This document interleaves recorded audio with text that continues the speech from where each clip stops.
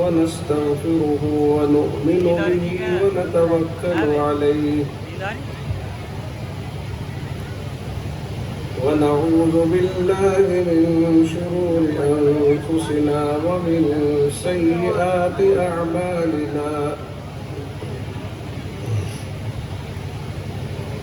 من يهده الله فلا مضل له ومن يضلله فلا هادي له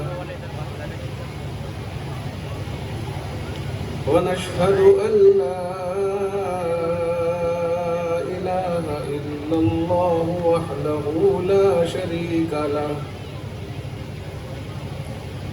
ونشهد أن سيدنا ومولانا محمدا عبده ورسوله وصلى الله تعالى على خير خلقه محمد وآله وأصحابه وسلم تسليما كثيرا كثيرا أما بعد أعوذ بالله من الشيطان الرجيم بسم الله الرحمن الرحيم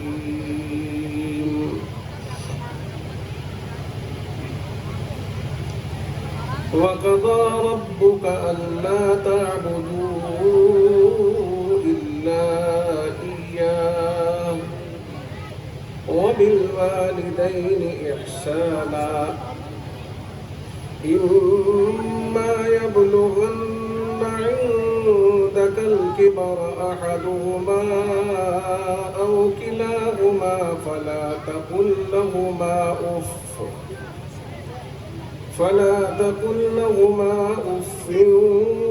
ولا تنهرهما وقل لهما قولا كريما واخفض لهما جناح الذل من الرحمة وقل رب ارحمهما كما ربياني صغيرا وقال تعالى في مقام آخر وأنفقوا مما رزقناكم من قبل أن يأتي أحدكم الموت فيقول رب لولا أخرتني إلى أجل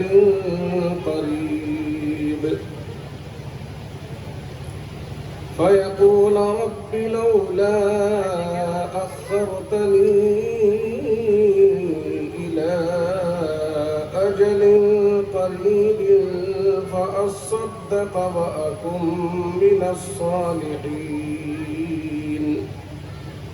ولن يؤخر الله نفسا إذا جاء أجلها والله خبير بما تعملون صدق الله مولانا العظيم.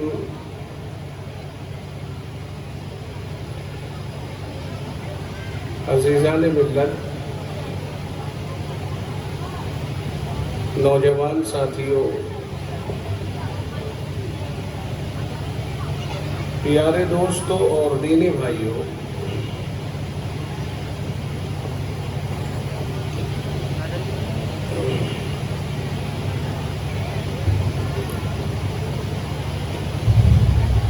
ایسا نہیں کہ میں یہاں پہلی بار آیا ہوں، بلکہ اس سے پہلے کئی بار حاضری ہوئی.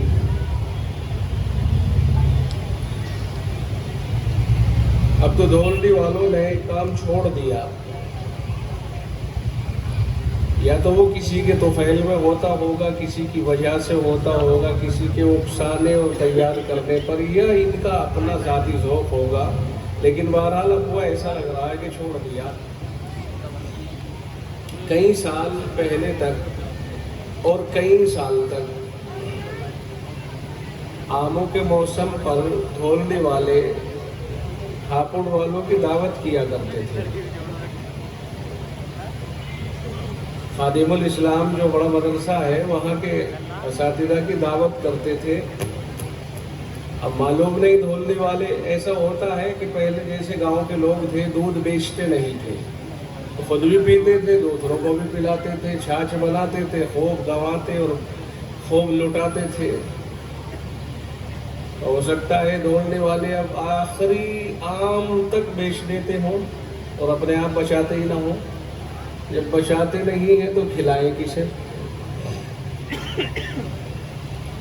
تو خیر اس نسبت سے بھی آنا ہوا اور اس کے بعد میں جلسوں کے تعلق سے بھی آنا ہوا. اور جلسے تو اس وقت بھی بہت سارے ہو جاتے تھے، کئی مسجدوں کے اندر الگ الگ بیانات ہوتے تھے، تو اس وقت بھی یہ موقع ملتا تھا. تو دھولڈی میں آتے ہوئے مجھے بہت عرصہ گزر چکا، مجھے لگتا ہے قریب 20 سال تو ہو گئے ہوں گے، 20 سال پہلے سے. اور 20 سال میں 1.5 نسل تیار ہوتی ہے. لیکن اس بار جو آنا ہوا ہے، اس بار مدرسے کو جو دیکھا تو وہ کچھ پہلے سے جدا نظر آیا ہے. جب میں سامنے سے مدرسے میں داخل ہوا تو ایسا محسوس ہو رہا تھا کہ شاید میں اس مدرسے میں نہیں ہوں جس مدرسے میں میں پہلے آیا کرتا تھا، اس لیے کہ سامنے جو چیز نظر آ رہی ہے وہ پہلے نہیں تھی، بلکہ نشیب تھا، نیچائی تھی، اور اس میں کمرے بنے ہوئے تھے سامنے، اس کی نشانی ادھر نظر آ رہی ہے، وہ بہت ڈاؤن ہے. اور اس طرف اسٹیج ہوا کرتا تھا. وہ سب چیزیں اب نہیں ہیں، بدل گیا، ماحول بدل گیا. آپ حضرات نے بہت کچھ تبدیل کر دیا، تھوڑا اوپر اٹھا دیا، سامنے پوری عمارت کو تبدیل کر دیا، نئی عمارت لے کے آئے. ادھر کی عمارت میں بھی نیچے ٹائل وغیرہ لگی ہوئی ہے، میرے تو ذہن میں نہیں کہ پہلے تھی. بہرحال بہت آپ حضرات نے بہت کام کیا. اللہ تعالیٰ کے یہاں سے اس کو اگر قبولیت حاصل ہو جائے تو وہ کریم ذات ہے، اور اس سے یہی توقع رکھنی چاہیے کہ اللہ اسے قبول فرما لے اور ہم سب کے کام بن جائے. آپ حضرات نے کیا، جو بھی ذمہ دار ہیں، ہو سکتا ہے مولانا مفتی سعید الزماں صاحب، ان کے ساتھ آپ حضرات میں کون کون ہوں گے جو اس تحریک کو چلانے والے ہوں گے، اس کام کو کرانے والے ہوں گے. بہرحال میں سبھی کو مبارکباد دیتا ہوں، کمیٹی کے حضرات ہوں، گاؤں کے لوگ ہوں، یا خود محتمم صاحب مدرسے کے ذمہ دار ہوں، اساتذہ ہوں، سبھی لوگوں نے اس میں کام میں شرکت کی ہے، اور سبھی لوگ اپنے اپنے کام کے اعتبار سے اور اپنی کارکردگی کے اعتبار سے قابل مبارکباد ہے. اللہ تعالی ہم سب کو اس کی جزائے خیر عطا فرمائے. ایک ذمہ دار کا اتنا متحرک ہونا تو بہت ضروری ہے کہ وہ مدرسے میں یہ دیکھتا رہے کہ کہاں کچھ پرانا ہو گیا، کہاں کچھ ٹوٹ رہا ہے، کہاں کچھ ٹوٹے ہوئے کو درست کرنا ضروری ہے. کم از کم اتنا بیدار رہنا تو بہت ضروری ہے. اور جب آپ ایک قدم اٹھاتے ہیں تو اللہ تعالیٰ آپ کے قدموں کے ساتھ ساتھ آپ کو بہت آگے لے جاتا ہے. اللہ کے نام پر جو آگے بڑھے گا اللہ تعالیٰ اس کو آگے بڑھاتا ہے. اور اگر کوئی کرنا ہی نہ چاہے تو پھر اللہ کی مدد رک جاتی ہے. جو اس سے مانگتا ہے اسے ملتا ہے، جو نہیں مانگتا وہ دے گا کیوں؟ پھر کھانا تو دیتا رہے گا، وہ کھاتے رہو. اور باقی اگر ایسے ہی اعراض کرے گا تو بن مانگے کبھی دیتا ہے. تو آزمائشیں بھی بہت بڑی بڑی آ جاتی ہیں، اس کی آزمائشوں سے بھی بچنا چاہیے. تو اسے بن مانگے دیتا ہی ہے، سب کو کھلاتا پلاتا ہے، لیکن پھر بھی اس سے ہمیشہ آدمی اپنی ضرورتیں پیش کرتا رہے، بڑی بڑی چیزیں اللہ سے مانگتا رہے کہ اللہ یہ حصہ جو رہ رہا ہے مدرسے کا اسے بھی بنوا دے. تیرے نزدیک تو یہ ساری دنیا مچھر کے پر کے برابر بھی حیثیت نہیں رکھتی ہے. پروردگار عالم، یہ تیرا گھر ہے، یہ تیرا دین کا مرکز ہے، تیرے دین کا مولا کریم، اسے بھی اچھا کرا دے. تو آدمی کوشش میں لگا رہے، اللہ تعالیٰ اس کی کوششوں کو آگے بڑھاتا رہتا ہے. ہر ذمہ دار کو اس طرح سے متحرک رہنا چاہیے، تعلیم میں بھی آگے بڑھے، تعمیر میں بھی آگے بڑھے، اللہ تعالیٰ پھر انشاءاللہ چار چاند لگا دیتا ہے۔ اور لوگوں کا حال تو یہ ہے کہ تم اگر ذرا سا کام کرنا شروع کرو گے تو لوگ تمہارا ساتھ دینے میں کسر نہیں چھوڑتے ہیں۔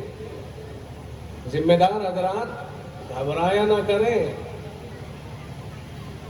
یہ سب کچھ لوگوں کے دینے سے ہی ہوا ہے۔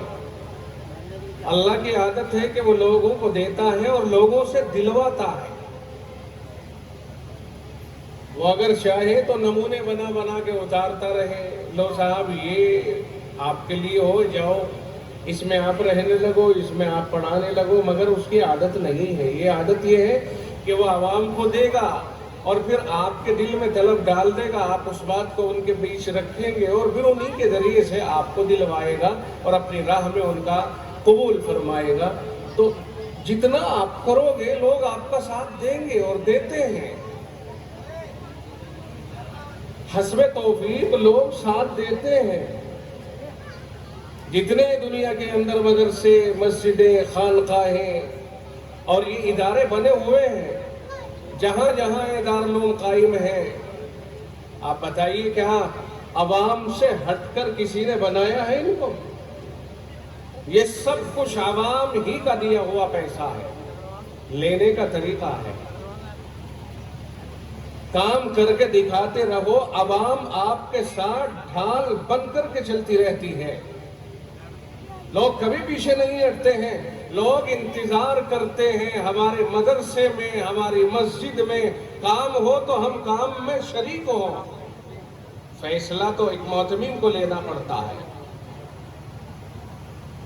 شورا اگر ہے تو تجویز اسے تیار کرنی ہوتی ہے، پیش شورا میں کرنی ہوتی ہے، پاس وہاں سے ہوتی ہے، اور اگر شورا پس و پیش کرے تو معتمین باصرار اسے منوا سکتا ہے کہ آپ تو صرف اجازت دیجئے، ہمارے پیچھے ہمارا عملہ محنت کے لیے تیار کھڑا ہوا ہے اور ہمیں ایسے ایسے لوگوں کا ساتھ حاصل ہے جو اس کام کو کرانے کے لیے تیار کھڑے ہیں، آپ کی صرف اجازت چاہیے۔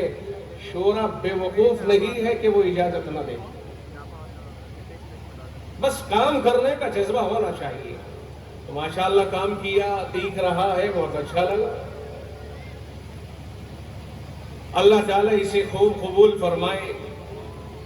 احسان ہے ہمارے اوپر گاؤں کے لوگوں کا کہ یہ سب جڑے ہوئے ہیں، اور گاؤں پر احسان ہے مدرسے والوں کا کہ انہوں نے ان کو ایک ادارہ دیا اور ایک مقام دیا۔ کوئی اپنے گھر نہیں اٹھا کے لے جاتا، معتمین تو آتے ہیں اور جاتے ہیں، ادارے وہیں رہتے ہیں، ادارے کبھی اٹھ کر نہیں جاتے ہیں۔ جو معتمین ذمہ دار، متحرک اور فعال ہوتا ہے، جس کے اندر کچھ کرنے کا جذبہ ہوتا ہے اور وہ کر جائے، یہ احسان خداوندی ہے کہ اللہ نے اس کے ذریعے سے کسی گاؤں یا کسی زمین، کسی علاقے کو کوئی چیز دے دی ہے، تو سب ایک دوسرے کے احسان مند ہیں، عوام مدرسے والوں کی اور مدرسے والے عوام کے۔ اور جب اس طرح ایک دوسرے کو اپنا محسن سمجھیں گے تو پھر انشاءاللہ کام آگے بڑھتا چلا جائے گا۔ اور جب یہ سمجھے کہ ہم کسی کے محتاج نہیں ہیں، ہم تو دھولی سے نہیں ہے تو باغپت سے لے آئیں گے، ہم تو یہاں سے نہیں تو وہاں سے لے آئیں گے، اور ہمارے تعلقات تو باہر بھی ہیں، ایسا آدمی زیادہ دن نہیں چل پاتا ہے۔ پہلے اپنا گاؤں ہے، بعد میں باہر ہے۔ جس نے اپنے قریبی لوگوں کو زیادہ ترجیح دی، اس کا وزن زیادہ مضبوط ہوتا ہے۔ تو خیر بہرحال میرا یہ عنوان نہیں کہ میں اس کے اوپر بولوں یا میں تو اس ظاہری خد و خال کو دیکھ کر کے میرے دل میں یہ آیا کہ بہت اچھا لگا، بڑا خوبصورت لگا، تو میں دونوں طبقوں کی وہ سراہنے کی کوشش کی۔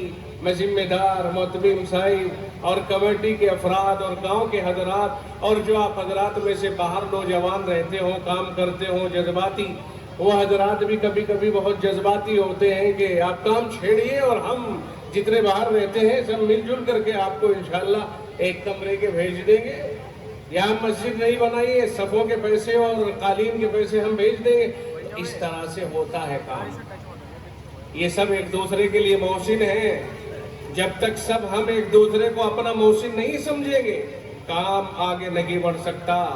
یہی حال مدرسوں اور تبلیغی جماعت والوں اور خانقاہ والوں کا بھی ہے کہ مدرسے والے اپنے کو اصل نہ سمجھے کہ اصل کام ہم ہی کر رہے ہیں. یہ کیا ہے؟ اور تبلیغی احباب اپنے کو اصل نہ سمجھے کہ اصل تو ہم ہی کر رہے ہیں. یہ مدرسے والے کیا ہیں؟ اور خانقاہ والے اپنے کو اصل نہ سمجھے بلکہ سب ایک دوسرے کے مددگار ہیں. مدرسے کے کام کی بھی ضرورت، تبلیغ کی بھی ضرورت، خانقاہ کی بھی ضرورت ہے. یہ میرے مصطفیٰ کا دین ہے، کسی کی جاگیر نہیں ہے. ان سارے کاموں کی امت کو ضرورت ہے. جو کر رہا ہے وہ اللہ کے لیے کر رہا ہے. اور یہ جتنے بھی کام کرنے والے ہیں سب ایک دوسرے کے معاون ہیں اور مددگار ہیں. کوئی کسی کو کمتر نہ جانے، کوئی کسی کو ادنا نہ جانے، کوئی کسی کی تحقیر نہ کرے. اس کی اجازت شریعت میں نہیں دی جا سکتی ہے. اللہ تعالیٰ نے اپنے حبیب کے اوپر ایک کام بھیجا ہے اور اسے دنیا میں رائج کیا ہے. اس کام پر بہت سے افراد کا انتخاب ہو گیا. کوئی تبلیغ میں لگا دیا گیا، کوئی تدریس میں لگا دیا گیا، کوئی خانقاہی نظام میں لگا دیا گیا، اور سب مل جل کر کے نبی کے دین کو سینچ رہے ہیں اور امت میں رائج کر رہے ہیں. اس لیے سب ایک دوسرے کے محسن ہوئے. کوئی کسی کے خلاف بیان بازی نہ کیا کرے. اس لیے کہ تبلیغ بھی ضروری، مدرسے اور تعلیم بھی ضروری، بلکہ اس سے بھی کہیں ضروری خانقاہیں بھی ضروری. پھر جب سب چیزیں ضروری ہیں تو کمزور اور کمتر یا اس کے اندر حقارت کی نگاہ ڈال کر کے اس میں کمیاں نکالنے کی اجازت کس نے دی ہے اور یہ جرأت کسی کو کیوں ہوتی ہے؟ سب ایک دوسرے کے مددگار ہیں. اگر مکان تعمیر ہوا ہے تو نیچے والی اینٹ، اوپر والی اور اس سے اوپر والی سب سے مل کر کے مکان بنا ہے، کسی ایک اینٹ سے مل کر کے مکان نہیں. اس لیے سبھی چیزیں ضروری ہیں اور سبھی کی ضرورت ہے. اسی طرح سے اور بھی محلے ہیں، مددگار ایک دوسرے کے، معاونین ایک دوسرے کے، سب ایک دوسرے کی ضرورتیں ہیں. کوئی تنے تنہا اپنا کام انجام نہیں دے سکتا ہے. ایک محلے میں سب طرح کے لوگ رہتے ہیں اور دنیا میں اللہ تعالیٰ نے مختلف سوچ اور مختلف مزاج کے لوگ پیدا فرمائے ہیں. کوئی کھیتی کر رہا ہے، کوئی امامت کر رہا ہے، کوئی مدرسوں اور مکتبوں میں پڑھا رہا ہے، کوئی تبلیغ کر رہا ہے راہ خدا میں نکل کر کے، کوئی جہاد کر رہا ہے، کوئی کپڑا بن رہا ہے، کوئی دوسرے کاموں میں لگا ہوا ہے، کوئی عمارتیں بنا رہا ہے. یہ سب ایک دوسرے کی ضرورتیں ہیں. ان سب سے مل کر کے ایک معاشرہ اور ایک دنیا بنتی ہے. ہر ایک دوسرے کی ضرورت ہے. کپڑا بنانے والے بادشاہوں کی ضرورت ہے اور عمارتیں بنانے والے سب کی ضرورت ہے. کھیتیاں کرنے والے ہم سب کی ضرورت ہے. کون ہے جو ضرورتوں سے ان کی انکار کرے؟ لیکن کوئی ایک یہ کہنے لگے کہ میں ہی سب سے اونچا ہوں اور یہ فلاں. وقت پر ہر ایک اونچا ہے، وقت پر ہر ایک ضرورت میں کام آتا ہے. اس لیے ایک دوسرے کا احسان مند ہونا چاہیے اور ایک دوسرے کے پیشے اور ایک دوسرے کے کام کی قدر کرنی چاہیے. کوئی کسی کی ناقدری نہ کرے. ہمارے اوپر سب کے احسانات ہیں، پورا معاشرہ ہمارے لیے محسن ہے. بلکہ میں تو یہاں تک عرض کروں کہ انسانیت کی بنیاد پر اور دنیا میں زندگی گزارنے کی حد تک جو نالیاں صاف کرنے والے اور جو ہماری گندگیاں اٹھانے والے ہیں وہ بھی ہمارے محسن ہیں. ہمیں ان کی بھی قدر کرنی چاہیے. اگر یہ نہ ہو اور ان کا یہ شوق ختم ہو جائے، ہمارے گھر گندگیوں سے لت پت ہو جائے. اس لیے ہم ان کو بھی اپنے لیے مددگار اور اپنا محسن سمجھیں اور ان کی بھی قدر کریں، ان کی بھی ناقدری نہ کریں. کوئی سڑکوں پہ جھاڑو لگانے والا بھی ہو وہ بھی ہمارا محسن ہے. اس کے بھی احسان مند ہونے چاہیے۔ بہرحال ان میں فرق مراتب ہے، کوئی کسی درجے کا ہے، کوئی کسی درجے کا ہے۔ اگر ہم دنیا میں دیکھتے ہیں تو جہاں تک ہمارے لیے احسان مندی کی بات ہے تو سب سے بڑا محسن ہمارے لیے جناب محمد الرسول اللہ صلی اللہ علیہ وسلم کی ذات گرامی ہے، جنہوں نے ہمیں دین عطا فرمایا، ہمیں اللہ سے ملانے کے لیے ایک دستور عطا فرمایا اور پوری دنیا کے لیے امن و امان کا پیغام عطا فرمایا ہے۔ وہی پیغام ساری دنیا کے اندر رائج ہوا۔ پھر اگر اس کے بعد کسی کو محسن سمجھا جائے تو پھر ہمارے لیے ہمارے ماں باپ بہت بڑے محسن ہیں، جن کی وجہ سے اللہ نے ہمیں وجود عطا فرمایا ہے۔ آج آپ یہاں بیٹھے ہیں، یہ بابا برابر میں تقریباً 80 سال کی عمر ان کی ہوگی، 90 سال، 10 سال اور اوپر نکل گئے، کرسی کے اوپر بیٹھے ہوئے، اور بہت سی بڑی عمر کے حضرات بیٹھے ہوئے ہیں۔ ان سب کے لیے کون ہے محسن؟ ان کے ماں باپ، ان کا وجود، ہمارا وجود، سب کا وجود اللہ نے جو بنایا ہے وہ ہمارے ماں باپ کے ذریعے سے بنایا ہے۔ آپ بتائیے ایمانداری سے کہ کوئی بھی آدمی ماں باپ کے علاوہ کسی اور جگہ سے آیا ہے؟ سو رہے کہ جاگ رہے؟ بولو، جاگ رہے کہ سو رہے؟ شادی کتنوں کی ہو گئی؟ ذرا ہاتھ اٹھائیے، میں بھی اٹھا لوں۔ نہیں، ایمانداری سے اٹھاؤ، شرمانے کی ضرورت نہیں ہے اس کو، ٹھیک ہے؟ بڑی تعداد شادی شدہ کی ہے۔ آپ کے یہاں بچے پیدا ہوئے کہ نہیں؟ یہ تو نہیں ہاتھ اٹھاؤں گا، اس پہ ہاتھ نہیں اٹھواؤں گا کہ بچے کس کس کے پیدا ہوئے ہیں۔ بہرحال بال بچوں دار بیٹھے ہوئے ہیں۔ آپ کیا سمجھتے ہو؟ آپ کے ذریعے سے اللہ نے آپ کو اولاد عطا فرمائی ہے، یہ آپ کے کھیت میں پیدا ہوئے ہیں یہ بچے؟ اللہ نے آپ کو ذریعہ بنایا ہے نا، تو یہ بچے اگر آپ کے سامنے آنکھ دکھائیں اور آپ کو اپنا محسن نہ مانے، آپ کی توہین کریں، آپ کا دل ٹوٹے گا کہ باقی رہے گا؟ ایمانداری سے بتائیے، آپ کے دل کے اوپر کیا گزرے گی؟ آپ کو احساس ہوگا کہ نہیں ہوگا؟ آپ یہ محسوس کریں گے کہ یہ بچہ جب تک پیدا نہیں ہوا تھا ہم نے اللہ سے رو دھو کے مانگا، اور اگر کئی سال ہو گئے، اور اب تو ایسا ہو گیا کہ جس سال شادی ہو گئی اسی سال اگر بچہ نہ ہوا تو سوچنے لگتے ہیں کہ اس بہو کا کیا کریں، کون سے حکیم کو دکھائیں اور کون سے ڈاکٹر سے رابطہ کریں۔ جس سال شادی ہوئی ہے اسی سال بچہ چاہیے۔ دنیا کا مزاج بن رہا ہے۔ اب سے ذرا پیچھے کو 25 30 سال 50 سال پہلے چلو تو شادی اب ہو رہی ہے، بچے 10 سال کے بعد شروع ہو رہے ہیں۔ کوئی بڑی بات نہیں تھی، کوئی زیادہ احساس۔ آج کا دور بڑا ایڈوانس ہے، تازے بچے چاہیے۔ پہلے شادی کی دعا، پھر بچوں کی دعا، بچے ہو گئے تو ان کی سلامتی کی دعا، پھر جوان ہو گئے تو ان کی مزید شادیوں کی دعا۔ اب جب وہ بڑے ہو گئے، کسی کارت کے ہو گئے، تو آنکھ میں آنکھ ڈال کر کے اور آنکھوں کو سرخ کر کے اپنے ماں باپ کو مروب کرنے کی کوشش کرتے ہیں۔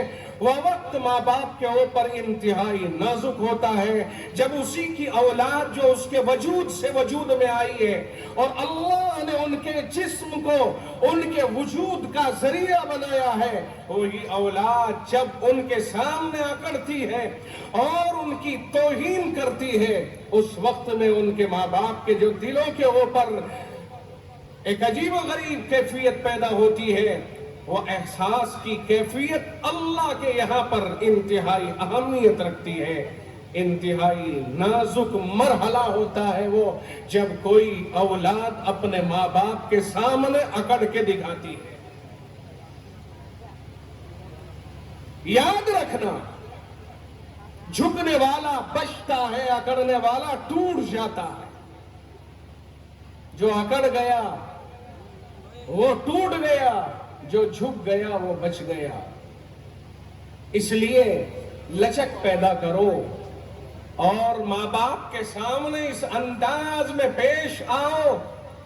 आपको देखा गया है कि आपके सामने अगर आपका हाकिम जहां आप नौकरी कर रहे हैं वो जो 2 पैसे आपको 100 काम करा के देता है वो उसका मसला आ जाए, आप उसे यस सर कहते हो और सलूट मारते हो और दोनों हाथ नीचे करके खड़े हो जाते हो और जो वो कहता है यस सर कह करके उसे तस्लीम करते हो और उसकी सारी शराइत मानते हो, लेकिन उसने आपको वजूद तो नहीं दिया है। चंद टकों की खातिर उसके सामने, मैं नहीं कहता कि उसके सामने अकड़ो, बेहतर है कि उसके सामने ऐसे ही पेश आओ, लेकिन माँ बाप का दर्जा उससे 1000 गुना ज्यादा ऊंचा है।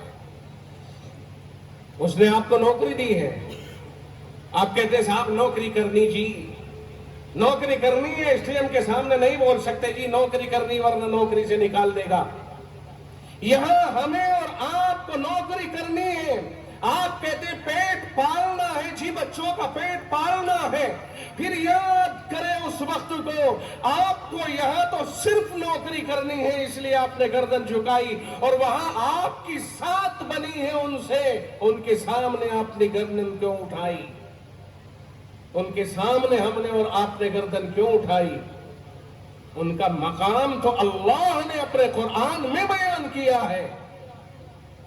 कुरान करीम साफ कहता है वक़ज़ा रब्बुका अल्ला तअबुदू इल्ला इय्याह। मैं बहुत मुख्तसर वक्त में इस मजमून को जल्दी बताऊंगा, आप हज़रात जरा तवज्जो के साथ ये मजमून मुख्तसर सा ही, चूंकि हजरत वाला तशरीफ ला चुके हैं, हजरत मौलाना मुफ्ती मोहम्मद सलमान साहिब मंसूरपुरी दावत बरकातुहुम उस्ताद हदीस दारुल उलूम देवबंद हजरत तशरीफ ला चुके हैं। अब मैं इसको बस तर्जमे के करीब करके खत्म करता हूं। कुरान करीम कहता है वक़ज़ा रब्बुका अल्ला तअबुदू इल्ला इय्याह, ये फैसला कर दिया है तेरे परवरदिगार ने कि तुम इबादत अल्लाह के सिवा किसी की नहीं करोगे। यानी इबादत तो अल्लाह की होगी क्योंकि वो माबूद हकीकी है, वो खालिक हकीकी है। उसके बाद अल्लाह रब्बुल इज्जत ने फरमा दिया वबिल वालिदैनि इहसाना, और माँ बाप के साथ अच्छा सुलूक करोगे। वबिल वालिदैनि इहसाना, रब का फैसला है इबादत सिर्फ अल्लाह की होगी और रब का फैसला है कि अल्लाह के बाद माँ बाप के साथ हुस्न सुलूक होगा। हुस्न सुलूक का मतलब यह है कि अगर बाप को कपड़ों की जरूरत पड़ रही है, आपकी जिम्मेदारी है कि उसे कपड़े बनाइए। बाप को खाने की जरूरत पड़ रही है, आपकी जिम्मेदारी है कि खाना मुहैया कीजिए।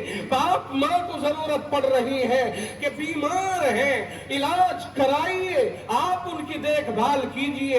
ये है उनके साथ के हुस्न सुलूक कीजिए माँ बाप के साथ। वबिल वालिदैनि इहसाना, माँ बाप के साथ अच्छा सुलूक कीजिए। ये फैसला रब्बे जुल जलाल ने कर दिया है। जिस चीज की माँ बाप को जरूरत है वही चीज औलाद को मुहैया करना ये माँ बाप का हक है। कौन कहता है ये? रब कहता है। किसी में मुफ्ती का फतवा नहीं या किसी दारुल इफ्ता का फतवा आपके सामने नहीं, बल्कि रब्बे जुल जलाल का फतवा आपके सामने पेश कर रहा हूं। ये रब का इरशाद है कि इबादत में किसी की शिरकत गवारा नहीं, वो तो सिर्फ अल्लाह की होगी। और फिर माँ बाप की इताअत के लिए फरमाया कि माँ बाप के साथ उनका पहला हक ये है कि उनके साथ अच्छा सुलूक किया जाए। उन्हें जिस चीज की जब जरूरत पेश आए आपको वो चीज उन्हें मुहैया करनी होगी। अगर आप इस लायक हैं तो उन्हें वो जरूरत मुहैया करें, और अगर आप नहीं हैं तो जितना हो सकता है उतना करें। बात समझ में आ गई जी? ये कौन कहता है? अल्लाह कहता है। आप इसको जो मैं आपके सामने अर्ज कर रहा हूं, आप इसे जरा भी हल्के में मत लेना, चूंकि मैं कुरान करीम के हवाले से आप तक ये बात पहुंचा रहा हूं। आप तवज्जो कीजिए, ماں باپ کے ساتھ دنیا بھر میں جو درگتی ہو رہی ہے ان کی، اور جو ان کے ساتھ بدسلوکیاں ہو رہی ہیں، میرے دل میں اللہ نے یہ بات ڈالی کہ میں اس عنوان سے آپ کے سامنے چند باتیں کروں۔ آج دنیا میں سب سے زیادہ پریشان اگر کوئی کسی سے ہے تو اپنی اولاد سے ماں باپ ہے، کوئی کسی سے نہیں۔ ماں باپ کو دیکھیے، 8 بیٹے بھی ہوں گے تو ایک ماں اور ایک باپ، ان کے بس کی بات نہیں ہے کہ اس کو نبھایا جائے۔ کئی اولاد کے نخرے برداشت کریں گے مگر اپنے ماں باپ کو برداشت کرنے کو تیار نہیں۔ اللہ نے فرمایا ماں باپ کے ساتھ اچھا سلوک۔ ایک حق تو اللہ نے بیان کیا کہ ان کے ساتھ اچھا سلوک کیجئے۔ دوسرا حق، اما یبلغن عندک الکبر احدہما او کلاہما فلا تقل لہما اف۔ اللہ نے فرمایا ہے کہ اگر ماں باپ دونوں کے دونوں یا ان دونوں میں سے کوئی ایک بھی تمہاری زندگی میں تمہارے سامنے بڑھاپے کو پہنچ جائے، بوڑھا ہو جائے، تم زندہ ہو، تم بڑھاپے کو نہیں، تمہارے ماں باپ میں سے دونوں یا ایک بوڑھے ہو گئے، تو فرمایا ان کے سامنے اف تک کہنے کی تمہیں اجازت نہیں ہے۔ وہ بوڑھا آدمی ہے، تمہاری بوڑھی اماں ہے، اب اس کے سامنے تمہیں کسی بھی طرح سے اکڑنے کی ضرورت نہیں ہے۔ فَلَا تَقُلْ لَهُمَا اُفٍّ، انہیں اف تک نہ کہیں۔ یہ عرف ہے ہمارے یہاں بھی استعمال ہوتا ہے کہ اف بھی نہ کہہ دیا جائے۔ اس کا مطلب یہ ہوا یہ ہلکی سی بھی ان کے سامنے کوئی ایسی بات نہ کی جائے جس سے ان کے دل کو تکلیف پہنچے۔ وَلَا تَنْهَرْهُمَا، اور انہیں جھڑکنے کی ضرورت نہیں ہے۔ جب اف بھی کہنے کی ضرورت نہیں ہے، ہوں ہاں کرنے کی ضرورت نہیں ہے، منہ بنا کر کے بات کرنے کی ضرورت نہیں ہے، تو لا تنہرہما، انہیں چھڑکنے کی اجازت کیسے ہوگی؟ انہیں دھمکانے کی ضرورت نہیں۔ پھر کیسے کریں؟ تو رب کہتا ہے وَقُلْ لَهُمَا قَوْلًا كَرِيمًا، ان کے سامنے نرم گفتگو کیجئے، پیار کے ساتھ گفتگو کیجئے، نرم گفتگو کریں، پیار بھری گفتگو کریں۔ یہ بات تو سمجھ میں آنے والی ہے۔ ماں باپ کے سامنے کھڑے ہو کر کے کوئی آدمی اکڑ کر کے دکھائے تو اپنا کم از کم پہلے یہ تو محاسبہ کر لے کہ تو ہے کون؟ تو آج ان کے سامنے جو اکڑ رہا ہے تو ہے کون؟ تو آیا کہاں سے ہے؟ اگر یہ نہ ہوتے، ان کے ذریعے اللہ تعالیٰ تجھے پیدا نہ کرتا تو آتا کہاں سے؟ آیا ہی انہی کے ذریعے، اور جب پیدا ہوا تھا تو تیرے بس میں کچھ نہیں تھا، ننگا گندا روتا تھا، ہر ضرورت کو تیرے ماں باپ پوری کرتے تھے، ہر ضرورت کو انہوں نے محسوس کیا، رویا، محسوس کر گئے کوئی تکلیف ہے، سینے سے لگا لیا، کبھی ڈاکٹر کے یہاں جا رہے ہیں، کبھی تیری اور پریشانیوں کو محسوس کر رہے ہیں، کبھی بھوک کا انتظام کر رہے ہیں، کبھی دوائی کا انتظام۔ یہ ماں باپ ہیں جنہوں نے پرورش کر کے پروان چڑھا کے تجھے جوان کر دیا، اور آج انہیں دھکے دے رہا ہے، آج ان کے سامنے بدتمیزیاں کر رہا ہے۔ تو ماں باپ کی ذمہ داری بنتی، ماں باپ کو اچھی طرح رکھنے کی ذمہ داری بنتی ہے کہ اچھا سلوک کرے ماں باپ کے ساتھ۔ ماں باپ تو ایک ایسی چیز ہے، ان کا کوئی بدل نہیں ہو سکتا ہے، وہ بے بدل چیز ہیں۔ اللہ تعالی ہم سب کی حفاظت کروے، اپنے ماں باپ کے ساتھ اچھا سلوک کرنے کی توفیق عطا فرمائے۔ آگے کیا فرمایا اللہ نے، اسے سن لیجئے۔ وَقُلْ لَهُمَا قَوْلًا كَرِيمًا کے بعد وَاخْفِضْ لَهُمَا جَنَاحَ الذُّلِّ مِنَ الرَّحْمَةِ، فرمایا عاجزی کے بازو ان کے سامنے جھکا دیجئے۔ توجہ ادھر رہے، ان کے سامنے عاجزی کے بازو جھکا دیجئے۔ آپ افسر کے سامنے کھڑے ہوتے ہو، مالک کے سامنے کھڑے ہوتے ہو، اس طرح کھڑے ہوتے ہو جس طرح سے ان کے سامنے کھڑے ہوتے ہو، اس سے کہیں زیادہ باادب ماں باپ کے سامنے کھڑے ہونے کی ضرورت ہے۔ یہاں اس قدر اکڑ گئے، بے تکلف ہو گئے کہ ماں باپ کے سامنے کوئی ادب کا خیال ہی نہیں رہا۔ نہیں، ماں باپ کے سامنے عاجزی کے ساتھ کھڑے ہو جائیے۔ اور اخیر میں اللہ نے فرمایا ان سب کاموں کو کرنے کے بعد پہلا کام کیا بتایا اللہ نے کہ وَبِالْوَالِدَيْنِ إِحْسَانًا، ماں باپ کے ساتھ اچھا سلوک۔ آگے کیا فرمایا؟ بوڑھے ہو جائیں انہیں اف تک نہ کہو، انہیں جھڑکو مت، ان کے سامنے نرم گفتگو کرو، ان کے سامنے عاجزی کے انداز میں بازو جھکا کے کھڑے ہو جاؤ۔ اور اخیر میں فرمایا یہ سارے کام بدر سے ختم کرنے کے بعد اللہ کی بارگاہ میں یہ عرضی پیش کرو کہ مولا کریم رب ارحمہما کما ربیانی صغیرا، اے اللہ ان پر رحم ایسے ہی کر جس طرح انہوں نے ہمیں بچپن میں پالا ہے، کہ سارے حق پورے ادا کرنے کے بعد بھی تم ان کا حق ادا نہیں کر سکتے ہو۔ یہ ماں باپ کی بات ہے میرے بھائی۔ جو بچے ہیں ہمارے جوان ہیں، آج وہ جس چیز کو محسوس نہیں کر رہے ہیں کل چل کر کے وہ محسوس کریں گے۔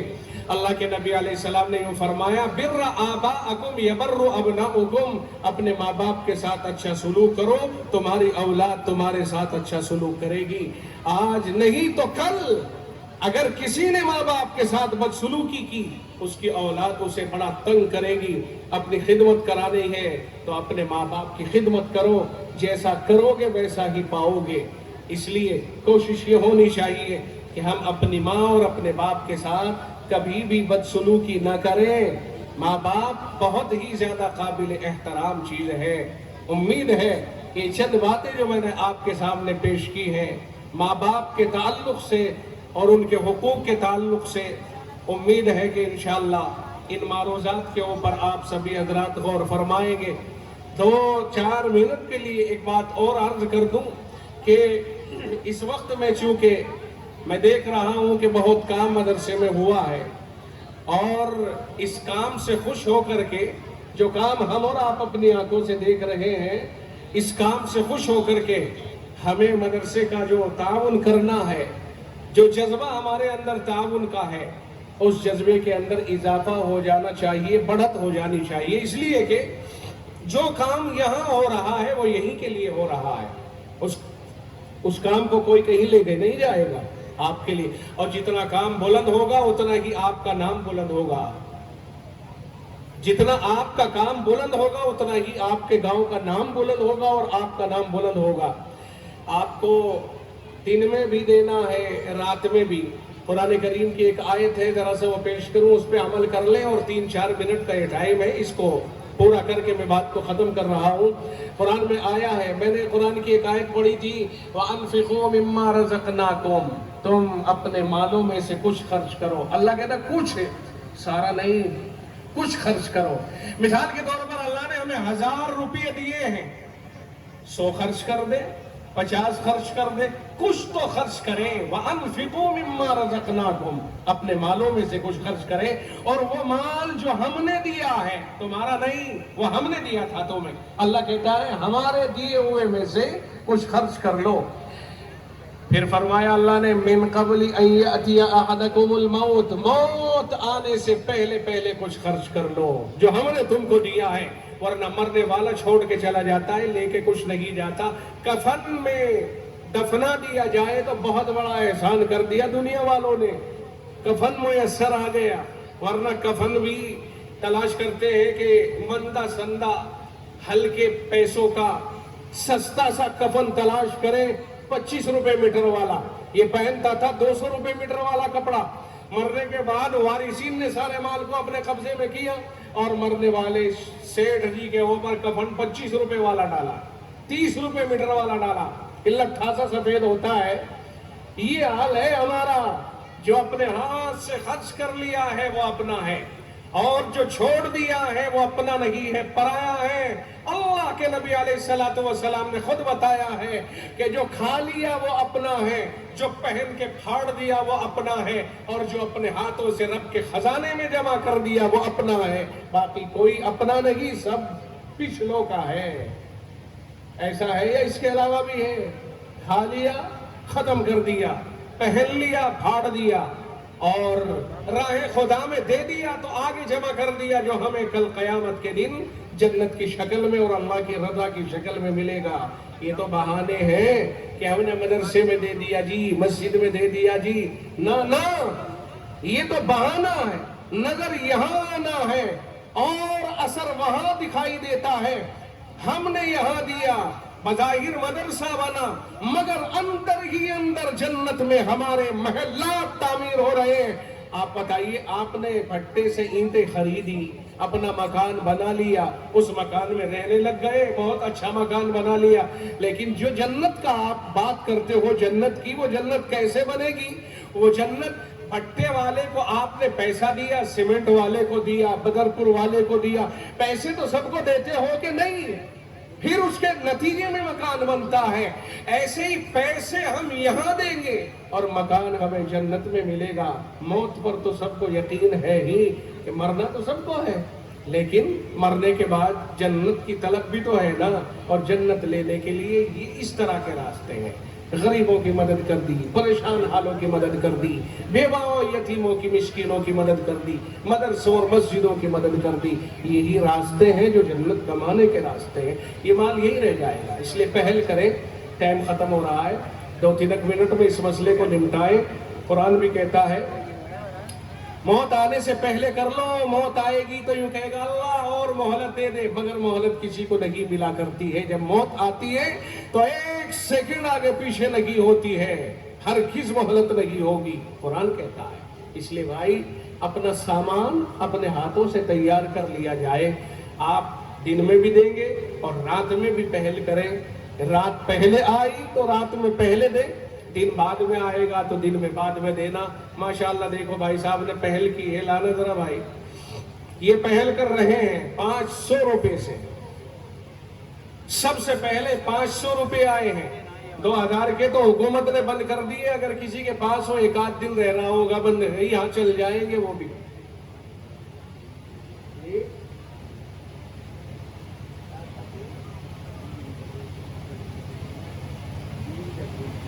چلیے حکیم صاحب، حکیم جرہ صاحب، 5